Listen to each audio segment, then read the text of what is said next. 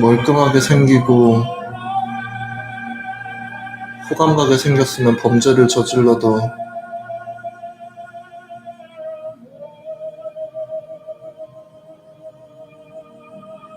관심을 받는 게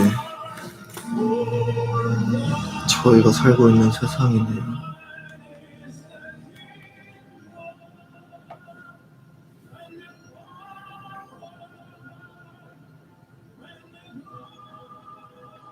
저는 마약범이고 성범죄범입니다.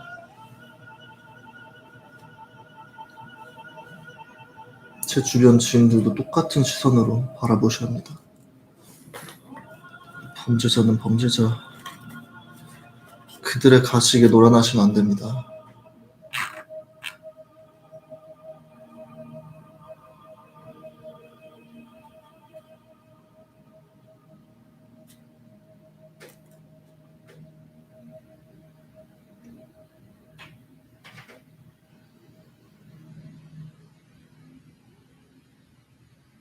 성범죄요? 저도 성매매를 한 적이 있었죠. 성매매 사용을 한 적이 있었죠. 옛날부터 유야했습니다. 인터넷에 성매매업소 치면은 너무 많이 나오는데 왜 하나도 잡질 않습니까?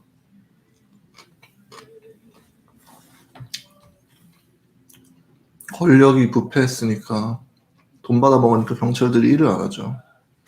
그냥 일반 시민들이 그냥 인터넷에 쳐서 찾을 수 있는 내용들인데 아무도 심판을 받지 않습니다. 저희 이모부 박형원 씨와 같은 두산 밥켓의 부사장이 한번 그런 데 갈 때마다 정말 몇 천만 원씩 얼마를 꼬라박는지 모르는데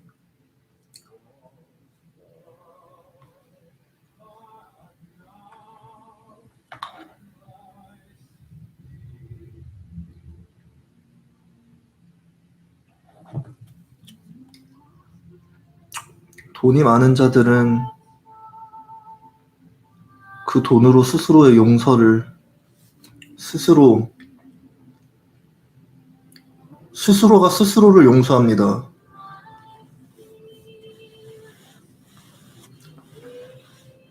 스스로가 스스로를 용서해요. 피해자들에게 용서를 구해야 되는데 아버님이 믿고 있는 기독교는 개독교입니다. 범죄 저지른 모든 사실이 예수님을 통해 용서가 된다고요? 그가 지금 여기 살아 있는 것이 살게 해주시는 것이 하나님의 은혜이고 하나님의 자비로움임을 그는 모릅니다. 그는 전두환 전 대통령이 천국에 갔다고 믿는 사람이에요. 그는 저에게 어린 시절부터 저의 가족은 민주주의의 영웅이고 저희 할아버지는 민주주의의 아버님이고 광주 민주화 운동은 북한 빨갱이들이 일으킨 폭동이고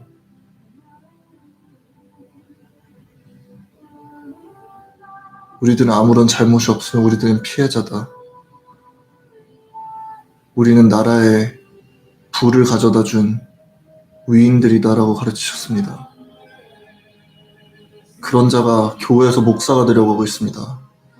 그 교회는 보수적 성향을 정말 강하게 띠는 이상한 교회입니다.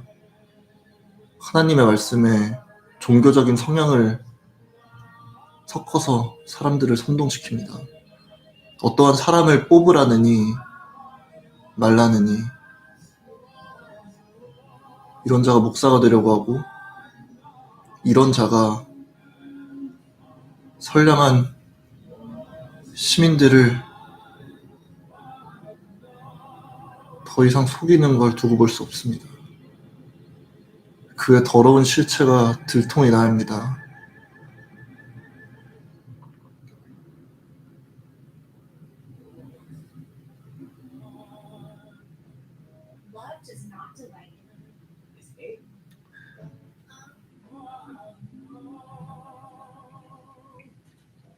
아버님이 인터뷰한 내용 중에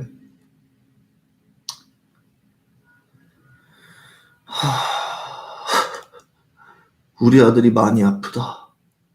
우원이가 우울증으로 너무 오랫동안 고생을 했다. 너무 우리 아들이 아프고 막 아빠 마음이 찢어질 것 같고 자기는 가족이니까 괜찮은데 제 주변 지인분들이 피해 보셔서 정말 죄송하대요. 제 주변 지인들 범죄자들이요? 범죄자들이 피해 보는 게 왜 죄송합니까? 그 사람들이 피해 본 사람들 생각하세요. 그리고 저를 미친 사람 정신병 프레임 씌우려고 하지 마시고. 저는 이화의 한영회계법인이라는 곳에서 연봉을 1억 넘게 받고 있고 그래도 정상적으로 사고가 가능한 남자입니다.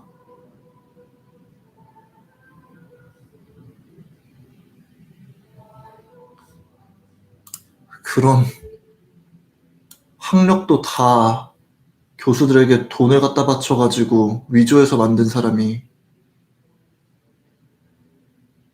나보고 미친놈이라고요?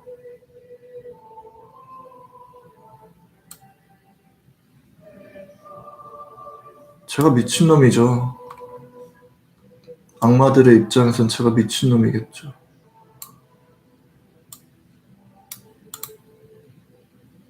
제가 미친 놈이어야 그들이 사니까 저를 미친 놈으로 만들겠죠.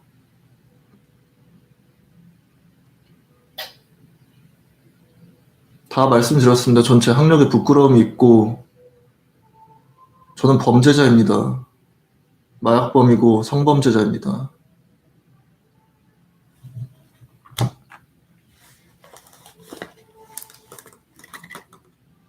저 같은 사람은 살아있으면 안 됩니다. 제가 본보기가 되어줘야 돼요. 죄인들이 죄를 지어놓고 번듯이 살아가고 있으면 이 사회가 어떤 정의를 믿고 살아갑니까? 돈이 모든 걸 해결해 주는데 돈은 부자들에게만 몰립니다. 절대 가난한 자들에게 가지 않아요. 여러분들이 죽을 때까지 일해도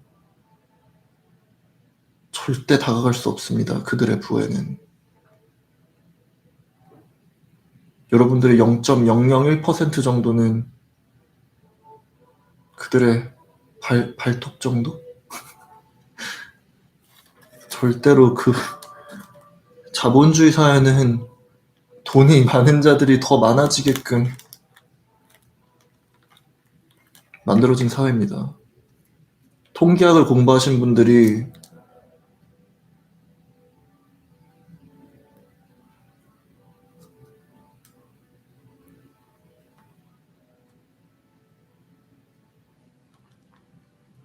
저보다 잘 아실 것입니다.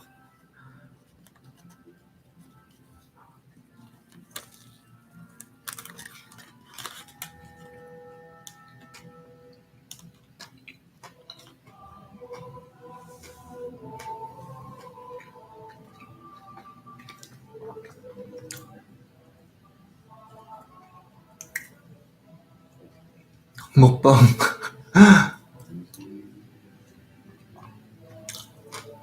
저를 언제 죽이셔도 상관이 없는데 진실을 말하려면 밥을 먹어야 됩니다. 저도 인간이고 인간은 기계랑 같아서 에너지원이 필요하기 때문이죠.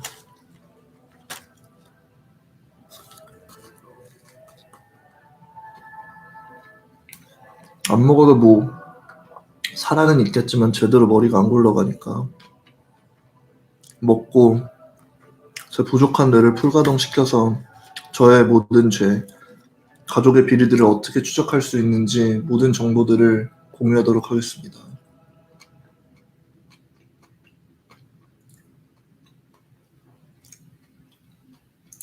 개 웃기는 캐릭터.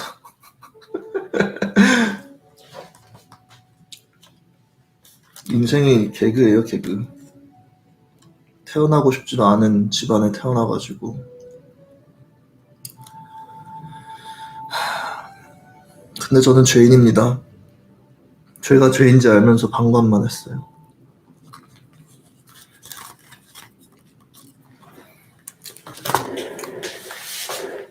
아니 제가 지금 전 세계적으로 코카인이랑 LSD랑 모든 마약을 한다고 하는데 왜 아직도 안 잡혀가는 건지 모르겠네요.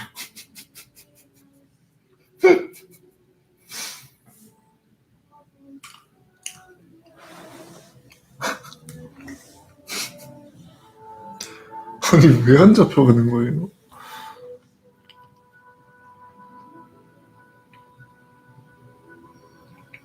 머리 탈모이지 않냐고요? 저도 언제 아빠처럼 오징어같이 변할까봐 무섭습니다. 지금 머리에 털이라도 붙어 있을 때 사람들이 관심 조금이라도 가져줄 때 그때 이렇게 대중에 나가야죠. 아빠같이 오징어같이 생긴 사람이 계속 나불 대봤자 어차피 사람들이 아빠 모자란 사람인 거 아는데.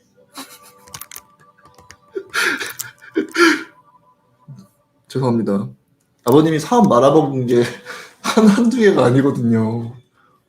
비자금을 몇백억씩 챙겨서 해외로 박상아씨랑 도망가신 다음에 사업을 말아먹으신 게 한두 가지가 아닌데 태양광 사업부터 해서 부동산 개발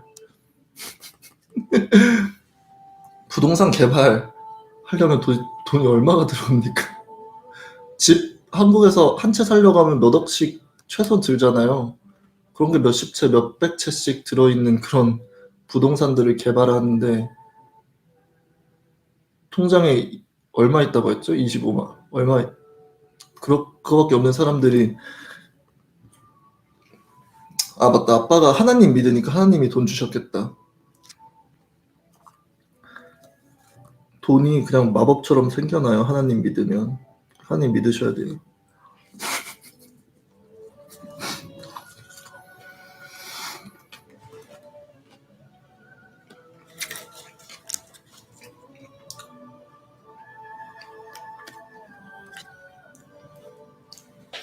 아니 정상적으로 사고를 하는 사람을 왜 정신병자로 만들어요?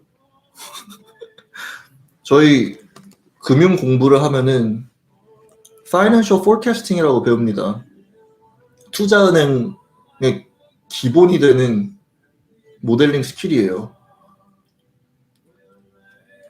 어떤 기업이 과거 5년 동안 얼마를 벌었는지, 얼마를 썼는지를 추이를 그려서 앞으로 어떻게 얼마나 더 벌 것인지 이런 거를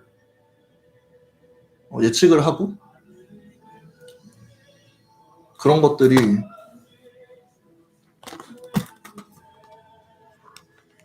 말이 되니까 중요하니까 투자은행가들이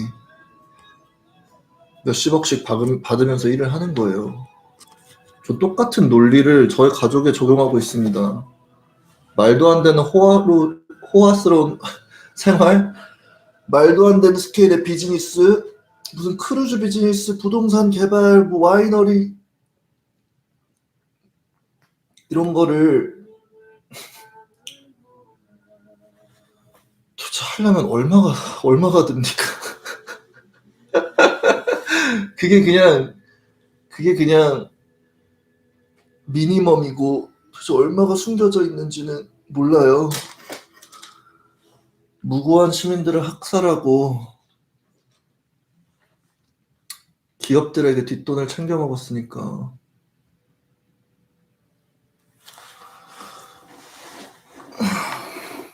그 돈으로 사람들 입막음 시키고 또 정부 기관에다가 또 돈 갖다 바치고.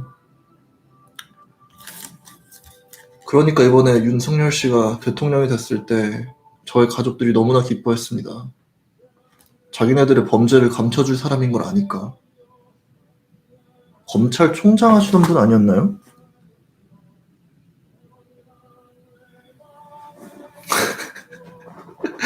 검찰총장이래요.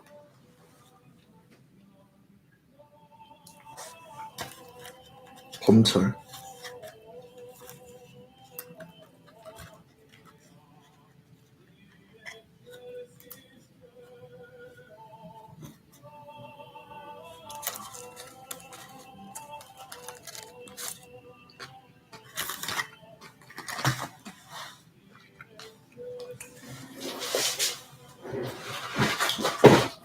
경찰총장이시면 저 포함해서 유학생들, 저의 가족들의 죗값을 제대로 치르게 만드셨어야죠.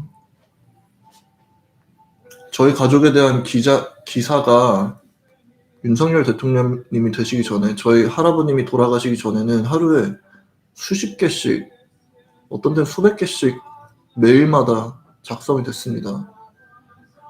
지금 윤석열 씨가 당선이 되고 할아버님이 돌아가신 이후에 정말 조용해졌습니다, 언론이.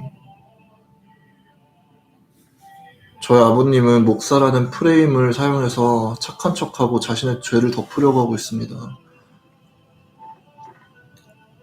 사람들 앞에서는 착한 척, 뒤에서는 미국으로 도망가려는 척, 도망가려는 계획. 저희 어머님이 저희 아버님과 결혼 생활을 할 때 어머님 입막음 시키려고 저희 가족들이 어머님한테 엄청난 양의 비자금을 채권 등등의 형식으로 준 바 있습니다. 그걸 사용해서 어머님이 가족들 명의로 구매한 부동산이 한두 개가 아니고 벤츠, 렉서스 등등 외제차들 계속 바꿔 타시면서 하얏트 호텔, 포시즌 호텔 등등 멤버십만 몇 천만 원에서 몇 억까지 갈 수 있는 그런 멤버십들을 계속 보유하시면서,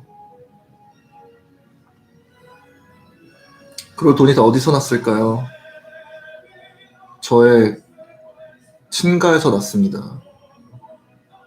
그리고 엄마가 그렇게 그 돈이 떳떳하셨으면은 그냥 은행에서 바로 썼어야 됐는데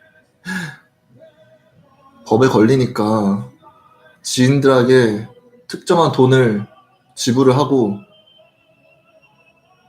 채권을 돈 세탁하는데 도와달라고 지인들을 사용했습니다.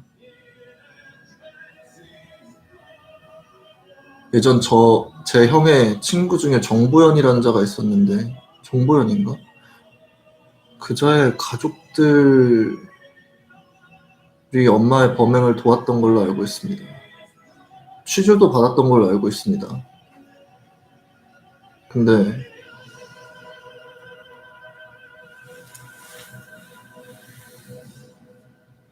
취조 받으면 뭐합니까?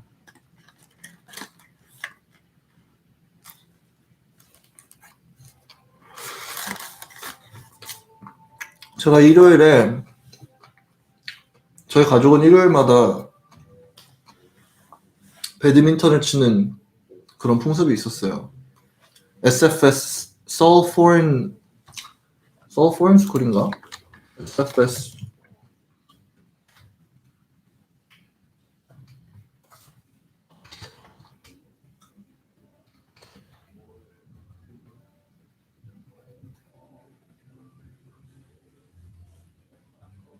이거 그냥 관종이구만?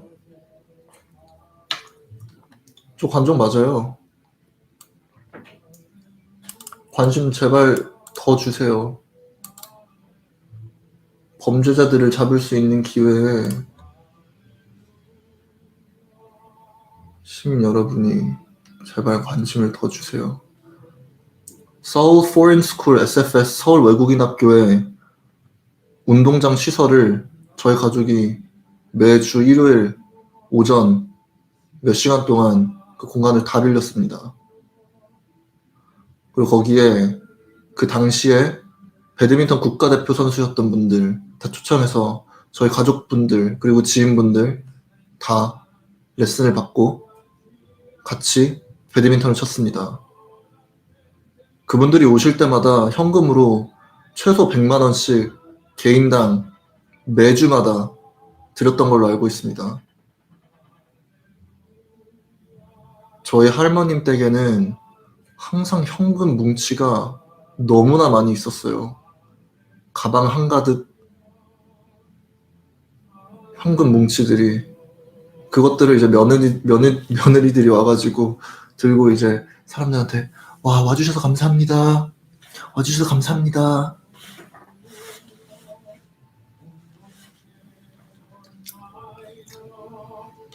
그리고 이제 배드민턴이 끝나면 다 같이 이제 모여서 음식점에 한 3층 정도를 다 이제 뭐 대여를 하던지 해서 그 몇십 명이 되는 사람들이 다 같이 식사를 합니다. 끝나서는 가족끼리 좀 이제 그 다음부터는 이순자 여사님 잘 보이는 시간입니다. 며느리들이 잘 보인 만큼 용돈을 그만큼 받으니까요. 어머님은 특히나 전재용 씨가 박상아 씨와 바람을 피고 있었기 때문에 어머님의 입막음을 하려고 더욱더 많은 돈을 줬을 겁니다. 주실 때마다 몇 천만 원씩 주셨어요. 현금으로. 채권으로는 도대체 몇 억을 줬는지 모르겠습니다. 그 많은 돈을 법의 감시망을 피해서 현금화해야 되기 때문에 주변 지인들을 통해서 그들에게 돈을 주고 현금화를 하고 있는 것입니다. 그렇기 때문에 제 어머님의 지인들의 정보를 어느 정도 공유한 것이 그들도 공범일 가능성이 매우 높기 때문입니다.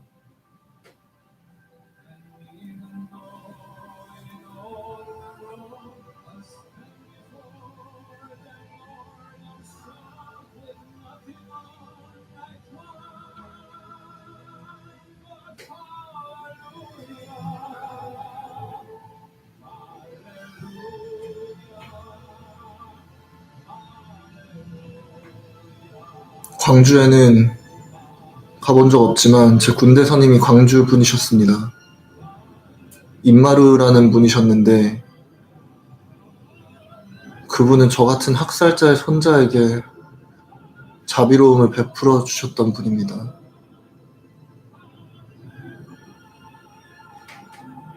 군대에서 저를 더 못살게 굴 수 있었는데 저에게 그나마 자비로움을 베풀어 주셨습니다. 그게 저희 나라 시민들을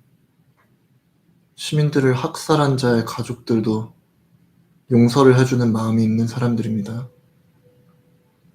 근데 그런 사람들을 계속해서 이용하려고 하고 거짓말하고 선동하고 그들의 뒤에서 범죄 사기 행각을 벌이면서 앞에서는 선한 척 뒤에서는 악마의 짓을 하고 다니고 거기에 그것도 모자라서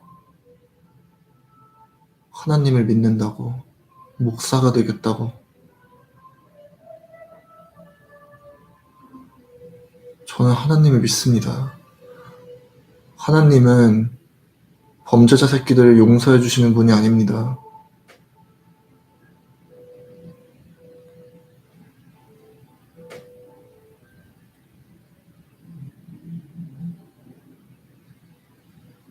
하나님에게 용서를 구하셔야 됩니다.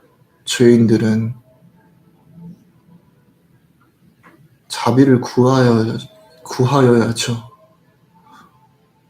용서는 스스로가 스스로에게 하는 것이 아니라 잘못을 저지르고 피해를 준 사람에게 받는 것입니다. 스스로 자신들이 전재영 씨와 박상아 씨는 스스로 자신들이 신에게 선택된 자들이라고 믿고 있습니다.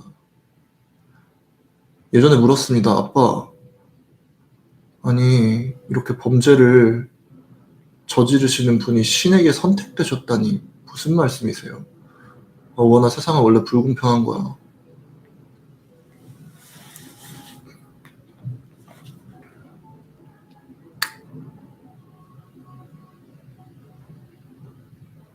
약한 척, 아픈 척 코스프레.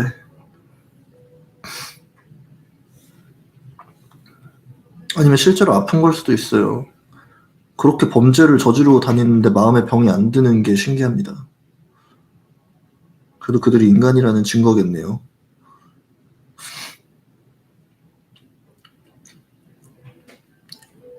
기자 여러분들, 제가 사는 집의 주소를 다 공개해드렸습니다. 오셔서 인터뷰하고 싶으신 만큼 인터뷰 하겠습니다.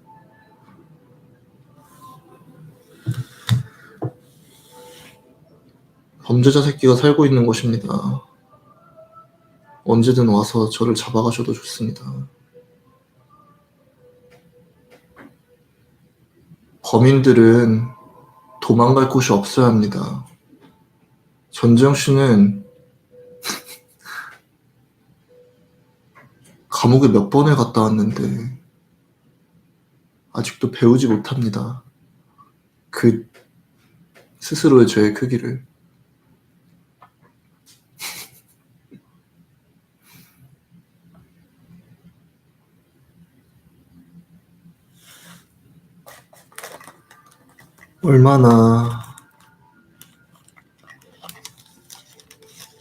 얼마나 거기서 편하게 살았으면 또 들어가도 된다는 생각을 가지고 있겠어요. 어떻게 편하게 살았을까요? 돈 엄청 줬겠죠. 제가 육군사관학교에서 생활을 할 때 저는 한국인이지만 영주권자이기 때문에 자원 입대를 해서 복무를 하게 됐습니다. 자원 입대를 한 사람들 중에 그자들은 어느 지역에서 복무를 할 수 있는지 선택을 할 수 있는 그런 기회가 주어지게 됩니다. 전 서울을 선택했고 그 육군사관학교에는 저뿐만 아니라 많은 유학생들이 있었습니다. 그 중에 한 명이 김성우라는 자입니다. 제가 사진 올렸죠. 육군사관학교에서 대마초를 폈다는. 그자는 가족에 돈이 많았기 때문에 항상 모든 사람들에게 돈을 뿌리고 돈으로 사람들을 움직이게 했습니다. 그 결과 군생활 아주 개꿀 빨면서 했죠. 감옥도 똑같습니다. 감옥에 들어가도 돈을 그렇게 많이 갖다 바치면 감옥이 호텔이 되는 겁니다. 얼마나 편하게 살았을지 전 잘 모르겠습니다. 그 안에서.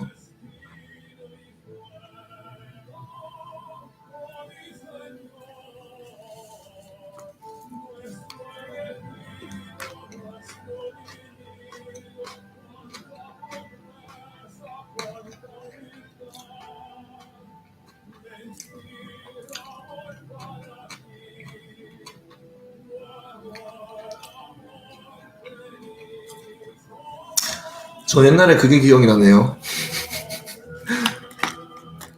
저희 아버님이 오랫동안 어머님이랑 결혼한 상태에서 바람을 피시다가 이제 그 상태에서 애를 낳고 이제 이혼 절차를 밟으신 거거든요. 그때 어머님 완전 그냥 멘탈이 개박살 나시고 뭐 암 수술도 많이 하시고 많이 아프신데 그것 때문에 그 악마들 때문에. 근데 결혼식을 되게 호화롭게 하셨어요. 저기 어디서 기억 안 나는데 진짜 무슨 궁궐 같은 곳에서 했거든요. 너무 화려하게. 전재영 씨와 박상아 씨의 결혼식을. 또 거기에 저를 또 초대해가지고 그분들 결혼식 축하하게끔 만들었어요.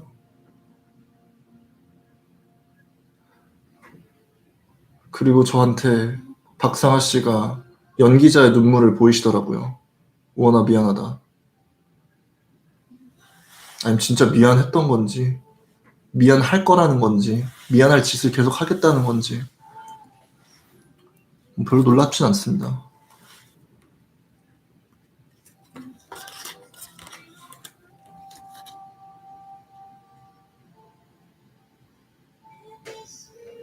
제가 어릴 때 그들이 바람피고 있던 자택에 저를 초대해서 박상아 씨가 그냥 같이 일하는 동료라고 거짓말하고 두 분이서 애정 행각을 벌이는 그 침대에 두 분과 함께 저를 놀게 했던 사람들입니다. 저는 그들이 정말로 저는 아버님을 정말 몇 년 만에 뵈는 거고 아버님을 도와주시는 동료 직장인이라고 생각해서 마음을 드리고 사랑을 드리고 했는데 그들은 그냥 저를 농락한 거더라고요.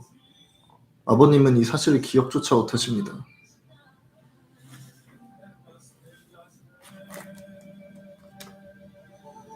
아버님께서 얘기하시던 게 기억나네요. 첫 번째 와이프분이 포스코 제철 회사 쪽에 와이프분이었던 걸로 기억나는데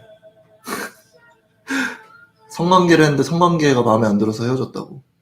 이혼 바로 밟아버렸다고. 엄마 만나실 때 계속해서 유흥주점 다니셨다고. 근데 그거는 한국인으로서 당연한 거라고. 그렇게 가르치셨습니다. 그리고 오히려 엄마를 미친 사람으로 몰아넣었습니다. 저도 연애를 해봐서 압니다. 바람 한 번만 펴도 상대방이 제 마음이 찢어집니다.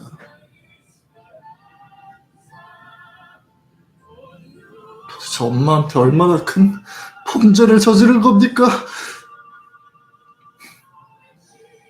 그러니까 암 수술만 너무 여러 번 하시고 갑상선 제거도 하시고 유방암도 걸리시고 자궁암도 걸리시고 도대체 그 더러운 몸을 엄마한테 어떤 병을 옮기셨길래 엄마가 그렇게 아프셨습니까?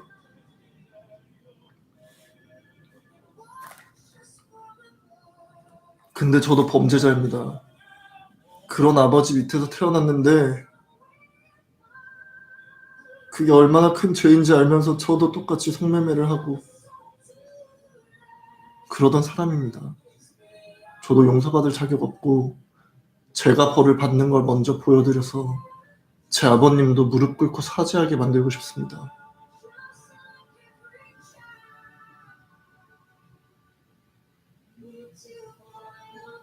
웃다가 왜 웃냐고요? 세상이 웃다가 우는 게 공존하는 세상이니까요. 여러분의 앞에서는 연예계 화려한 모습, 행복한 모습, 다들 잘 사는 모습, 안 보이는 곳에서는 가난한 자들은 굶어 죽고 사회에서 버려지고 모든 건 이면이 있습니다. 모든 사람한테는 선과 악을 선택할 기회가 있고요. 저는 제 모든 삶에서 모든 선택의 순간에서 악을 선택했습니다. 죄인들이 항상 도망갈 수 있을 거라고 생각해서였어요. 죄인들이 도망갈 곳이 없는 걸 깨닫게 되는 순간 자진해서 죄를 고백하기 시작할 것입니다. 아버님이 더욱더 열심히 저를 미친놈으로 몰아가고 저의 어머님, 제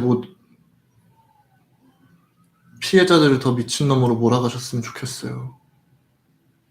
그리고 진실이 밝혀졌으면 좋겠습니다. 그분이 한 말 뭐든 하나하나가 얼마나 소름 끼치는지 여러분들이 두 눈으로 보실 수 있게요.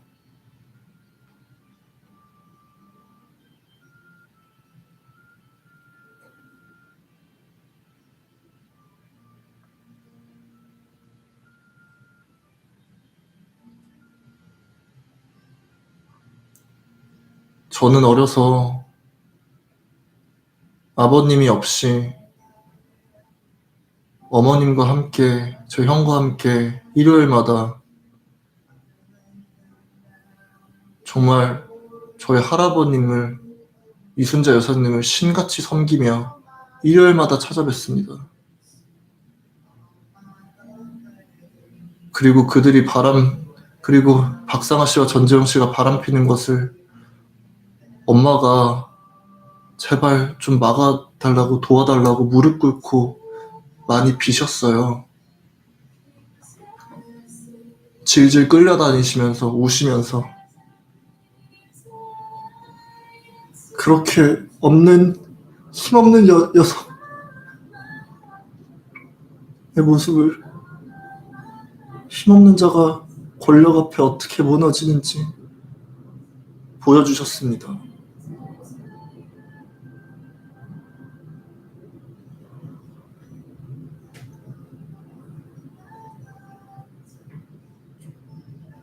엄마한테 결혼 위자금으로 깨끗한 돈이라도 드리시지 그러셨어요.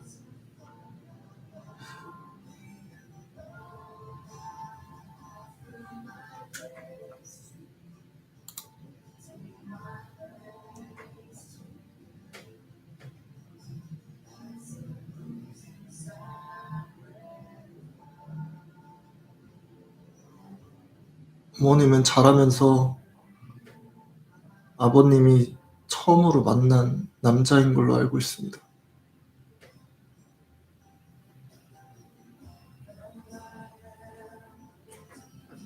돈 많은 자들이 여성을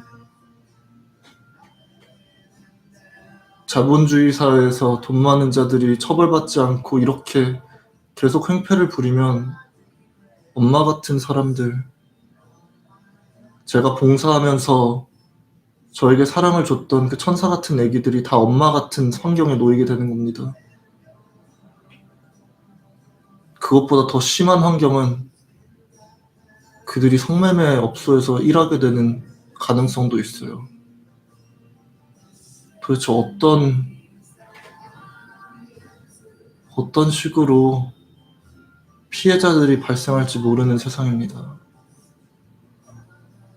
여러분 구글에 오피스텔, 강남 오피스텔, 신촌 오피스텔, 휴게텔 다 쳐보세요. 다 나와요.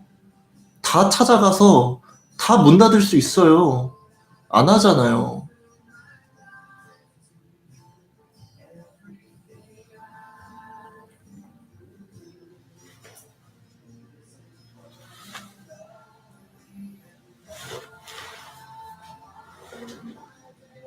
돈을 얼마나 드셨으면 경찰 여러분 모두가 할 수 있는 수사를 안 하십니까?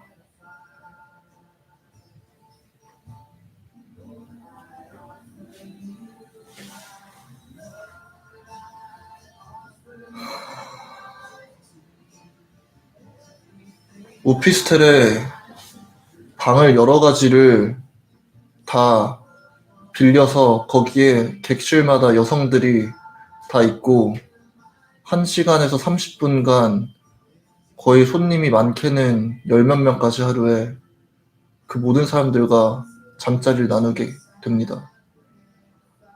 성매매는 엄연한 범죄입니다. 한 오피스텔에 도대체 몇 개의 방이 있고 몇 명의 여성들이 몇 명의 남성들과 성행위를 벌이는지 한두 군데가 아니라 몇십 개, 몇백 군데에서 매일같이 일어나고 있습니다, 여러분.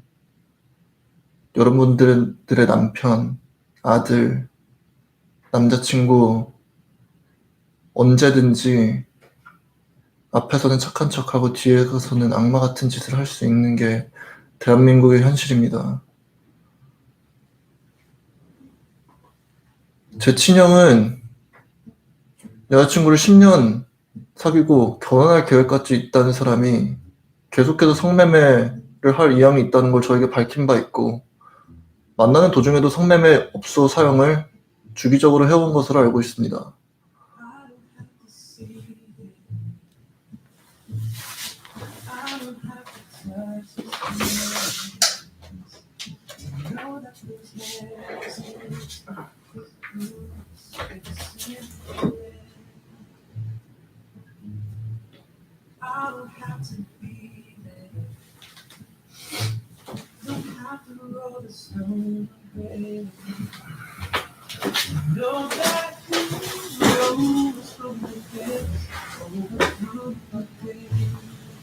오피스텔뿐만 아니라 성매매 방식은 너무나 많습니다. 마사지 업소?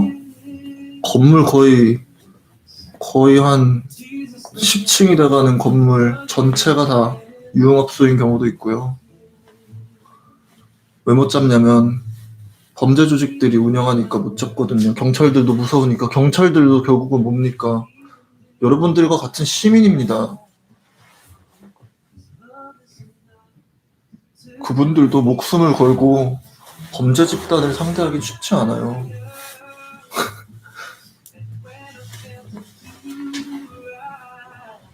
그리고 당연히 경찰들한테도 성매매를 강요시키고 뭐 그렇게 하겠죠? 그리고 경찰들하고 다 의로운 사람이 아니니까 범죄를 계속 저지를 것이고. 강나림 기자님 카카오톡 주세요. 오셨으면 내려가겠습니다. 주시면 내려가겠습니다.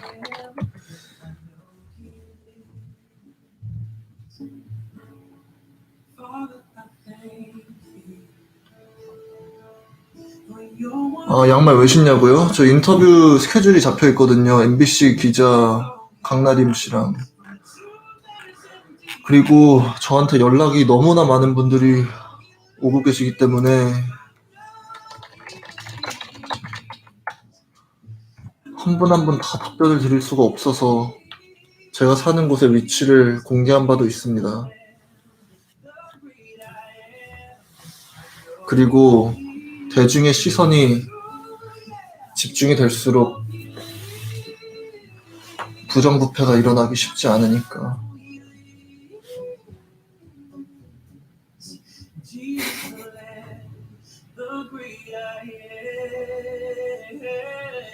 뭐야? 3시까지 도착하시겠다고 4시, 아니 4시에 도착하신다고요? 시간이 1시간이나 더 있구나. 인터뷰 요청드리고 싶네요. KBS 한보경 뉴욕 특파원입니다.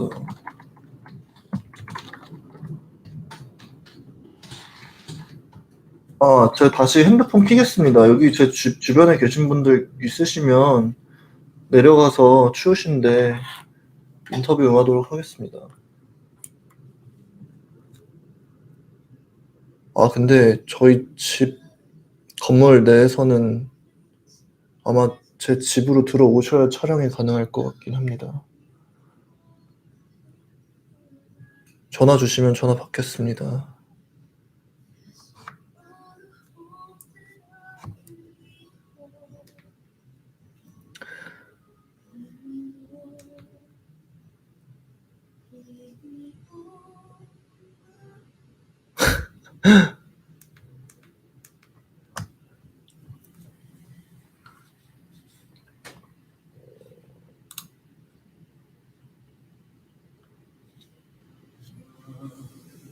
집 주소는 이미 다 공개됐습니다, 여러분.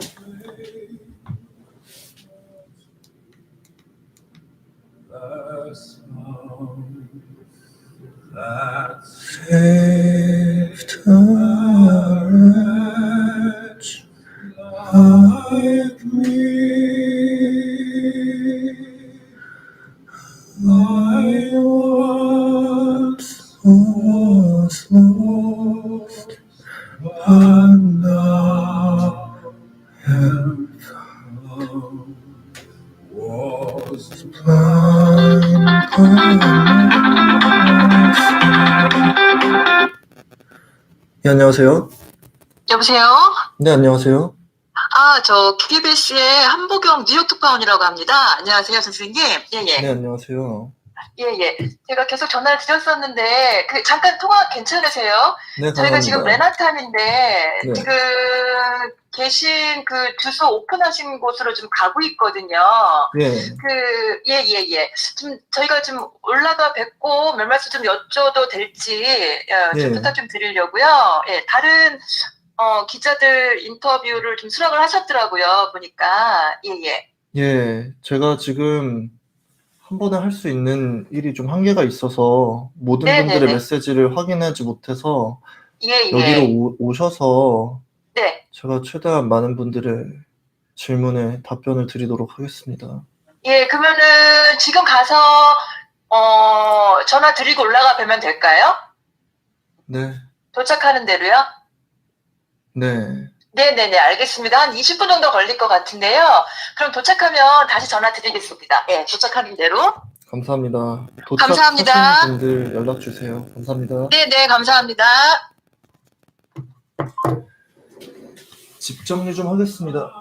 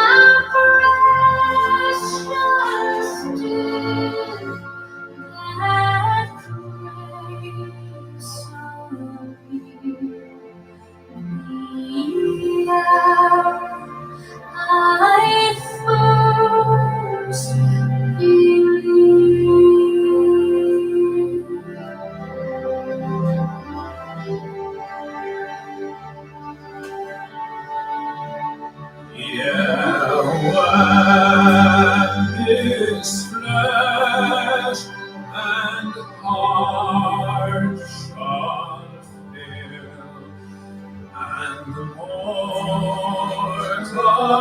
life shall cease.